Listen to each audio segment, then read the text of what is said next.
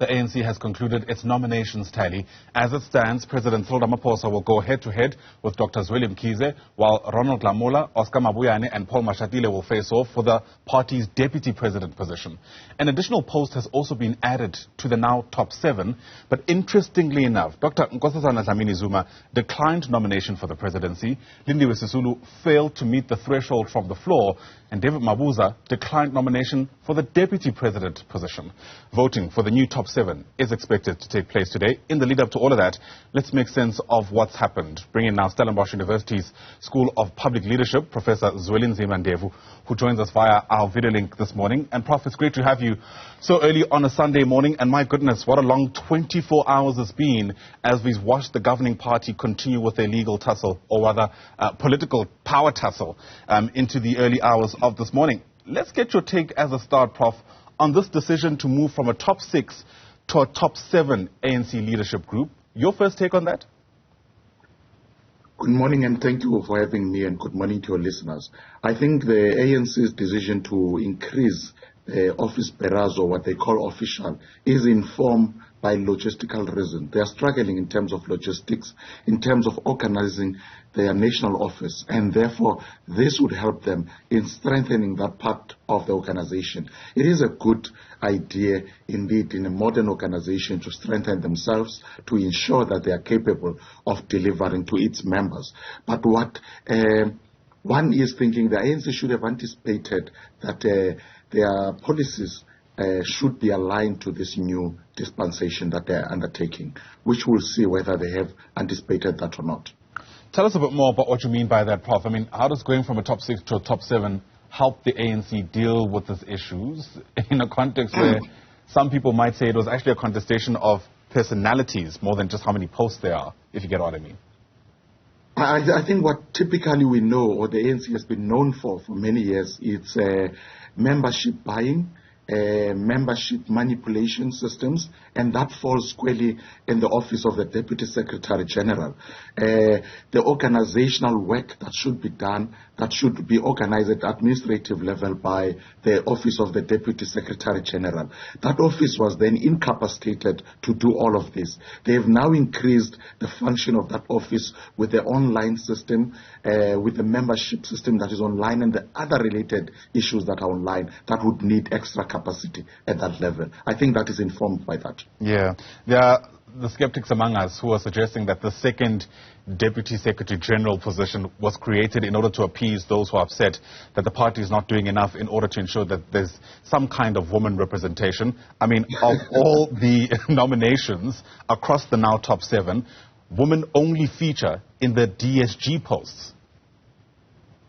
Yeah, I think that could be something that has happened, and I think it's not coincidental. It's something that position is not seen as strong, and it was not highly contested. Would remember, even when there was no added position, it was known Vula Mukanyana and a few other, Potkitrer and the others, Fobi, and the others who were contesting the deputy SG, which were women. So I don't think it is by design, but it might be that it has helped the organization to meet that threshold of women. But the question that we should ask in terms of representation, you have a women's league, you have many women who are members of the ANC. Why do they not nominate women in higher positions within the movement? I think that's a deeper question that we all need to ask. Yeah. What is wrong with women not trusting each other, that they are capable of leading? Yeah, important to also mention that the Women's League is still disbanded and is being run through an interim structure, but another conversation, I suppose. As we speak about women, though, it was also, I guess, interesting for many people to see Dr. Nkosazana Dlamini-Zuma turn down a nomination in the lead-up to the presidential race. I mean, this is despite everything that's taken place. Her voting in support of the adoption of the Phala Phala report in Parliament. She then spoke to Newzroom Afrika the morning after, where she's explained that she did this on principle. You almost got a sense that this is someone who's willing to swim against the tide, so to speak, only for it to result in her turning down the nomination. What do you make sense of? I mean, how do we make sense of that? Yeah, I think many of us expected her to accept the nomination, even if she knew that her province did not support her going to this conference. But you expect, because of that show of public confidence, that show of public dissent, she would stand. But it came as a surprise to me. But also we must take into consideration the fact that there are two candidates from KwaZulu-Natal that are vying for that particular, that were going to vie for that position if she would have accepted the nomination. And the likelihood of that dividing the vote within that province would have been high. So it probably is a strategic decision for one person to stand for the position of presidency from KZN. And you're obviously referring to Dr. Zwelinzima Ndevu. I wonder whether you reckon her stepping down will go far enough in pushing him over the line. It does not look, if we look at the nominations, especially those ones that were coming from the floor, it does not look like, it looks like the Ramaphosa camp is very solid. It looks like it is more organized than the other camp. We will see, of course, this was just nomination, we're not voting, but by the looks of things, it looks like it's more organized, and that might not work in Zweli's favor. It might, in any case, confirm Ramaphosa for a second term. Yeah. Another interesting development is around Lindiwe Sisulu, right, who, again, has also displayed a very public show of dissent, so to speak, against not only the ANC itself, but in many instances, the incumbent, President Cyril Ramaphosa. She did accept nomination, but actually didn't manage to get enough of a backing to meet the threshold. It's already been described early this Sunday morning as a bruising miscalculation.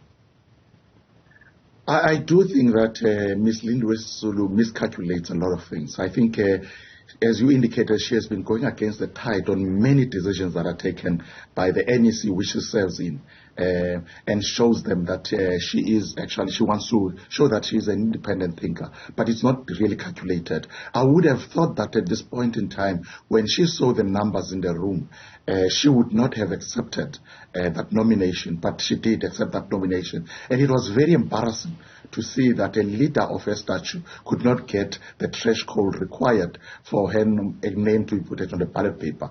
I think that might be defining or might be signs of a dying career in politics, especially in the ruling party politics. That's exactly what I was about to ask you. I mean, she said so much which mostly can't be taken back, and one wonders whether she'll even survive as a cabinet minister if, in fact, Ramaphosa is re-elected as president and, by extension, remains president of the country.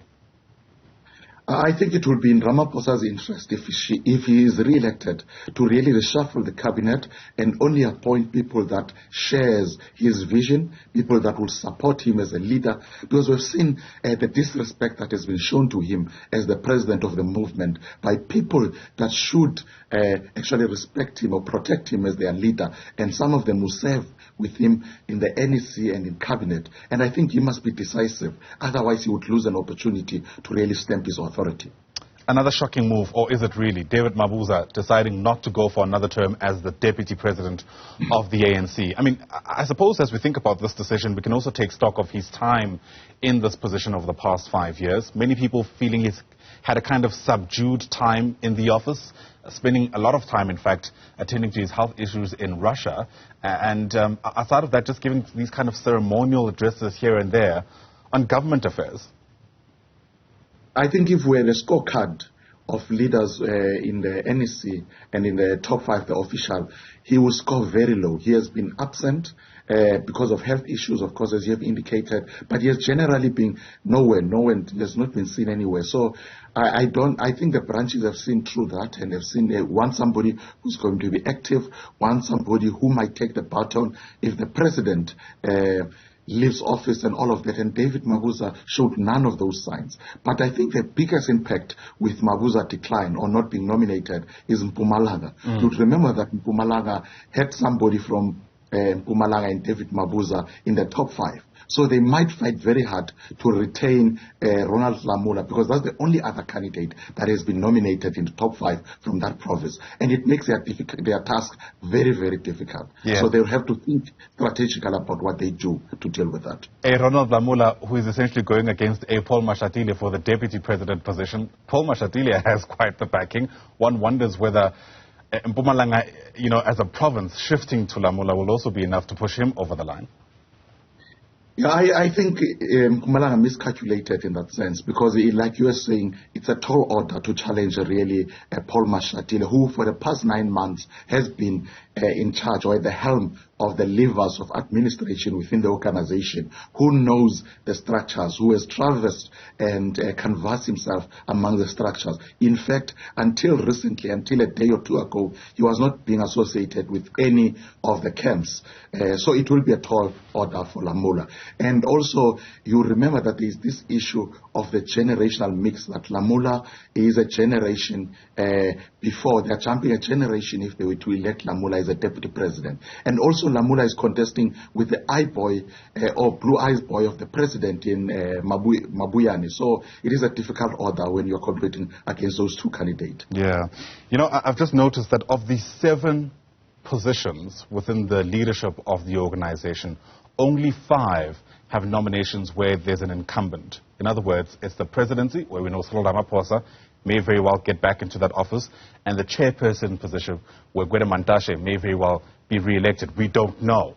But for the remaining 5 positions, we are guaranteed a new face for the ANC's leadership, at least insofar as this group is concerned. I wonder whether we can even guess what kind of top 7 this is going to be, given just how drastically different it's likely to be.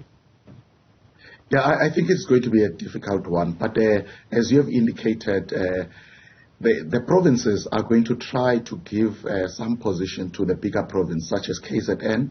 They would not want, they've indicated very clear that they don't want to be the biggest losers again in this contest. So they might compromise to ensure that they get one of their candidates, either be it Mkhize or any other candidate, such as Ntuli as well, supporting him for the Secretary General. So you might see either Ntuli coming. Gauteng also has a number of candidates in different positions. If you take into consideration the fact that Gwede, who is returning as well as a national chairperson, is from the Eastern Cape originally, but his branch, I believe, is in Ekurhuleni, so makes him a member of the ANC in Gauteng. That could also be something that branches would take into consideration in determining who would then lead. So it might spread across provinces, and not only one province having more than one representatives in the officials. Fascinating stuff. Thanks very much indeed for helping us make sense of it. Professor Zwelinzima Ndevu is with the Stellenbosch University's School of Public Leadership. Prof, once again, thanks very much indeed for your time.